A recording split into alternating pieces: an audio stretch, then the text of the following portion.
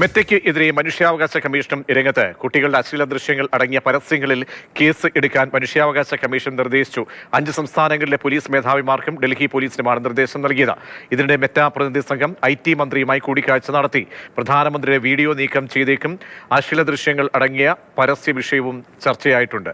വിഷ്ണുപ്രസാദ് ചേരുന്നുണ്ട്. വിഷ്ണു, എന്തൊക്കെയാണ് ഈ പ്രധാനമന്ത്രിയുടെ വീഡിയോയുമായി ബന്ധപ്പെട്ട് നീക്കിയതുമായി ബന്ധപ്പെട്ടുള്ള കാര്യങ്ങളിലൊക്കെ തന്നെ ഉള്ള കൂടിക്കാഴ്ചയിൽ അതിൻ്റെ മേലധികാരികളുമായി ബന്ധപ്പെട്ട് നടത്തിയ കൂടിക്കാഴ്ചയിൽ എന്തൊക്കെ കാര്യങ്ങൾ ഉണ്ടായിട്ടുണ്ട്?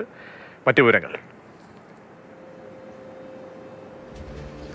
പ്രജീഷ, മെറ്റയുടെ ഒരു പ്രതിനിധി സംഘമാണ് ഇന്ന് IT മന്ത്രാലയവുമായും അതോടൊപ്പം തന്നെ IT മന്ത്രിയുമായും കൂടിക്കാഴ്ച നടത്തിയിട്ടുള്ളത്. അശ്വിനി വൈഷ്ണവുമായും അതോടൊപ്പം തന്നെ IT മന്ത്രാലയത്തിലെ സെക്രട്ടറിയുമായാണ് ഇപ്പോൾ കൂടിക്കാഴ്ച നടത്തിയിട്ടുള്ളത്. ഇതിൽ പ്രധാനമായും ഈ സംഘത്തിൽ പ്രധാനമായിട്ടുമുള്ളത് chief global affairs officer Joel Kaplan, Instagram മേധാവി ആഡം മൊസേരി, വൈസ് പ്രസിഡന്റും ഹെഡ് ഓഫ് ഗ്ലോബൽ പോളിസിയുമായ Kevin Martin, Instagram senior engineering product safety മേധാവിമാർ എന്നിവരാണ് ഈ കൂടിക്കാഴ്ചയിൽ പങ്കെടുത്തിട്ടുള്ളത്. പ്രധാനമായും 2 വിഷയങ്ങളാണ് ഈ കൂടിക്കാഴ്ചയിൽ IT മന്ത്രാലയം മെറ്റയ്ക്ക് മുൻപാകെ വെച്ചിട്ടുള്ളത്. ഒന്ന്, പ്രധാനമന്ത്രിയുടെ പോസ്റ്റ് നീക്കം ചെയ്ത സംഭവവുമായി ബന്ധപ്പെട്ട് അർദ്ധരാത്രി 12:30 മുതൽ രാവിലെ 5 മണി വരെ ഈ പോസ്റ്റുകൾ നീക്കം ചെയ്ത സംഭവവുമായി ബന്ധപ്പെട്ട് എന്ത് വിശദീകരണമാണ് നൽകാനുള്ളത് എന്ന് ചോദിച്ചറിഞ്ഞു.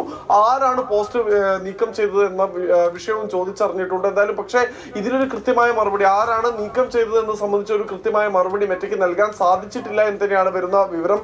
പാർലമെന്ററി സ്റ്റാൻഡിംഗ് കമ്മിറ്റിയും ഇതുമായി ബന്ധപ്പെട്ട് മെറ്റ മേധാവികളുമായി ചർച്ച നടത്തുകയും ചെയ്തിട്ടുണ്ട്. എന്തായാലും ഇതിൽ മെറ്റയിൽ നിന്ന് ലഭിച്ച റിപ്പോർട്ടിന്റെ അടിസ്ഥാനത്തിൽ മാർക്ക് സക്കർബർഗ് ഇതുമായി ബന്ധപ്പെട്ട് മാപ്പ് പറയണമെന്നാണ് ഇപ്പോൾ ആവശ്യം ഉയർന്നിട്ടുള്ളത്. 3 ദിവസത്തിനകം അദ്ദേഹം മാപ്പ് പറഞ്ഞില്ല എങ്കിൽ സേഫ് ഹാർബർ പ്രൊട്ടക്ഷൻ അത് പിൻവലിക്കുമെന്നാണ് ഇപ്പോൾ കേന്ദ്ര സർക്കാർ നൽകുന്ന മുന്നറിയിപ്പ്.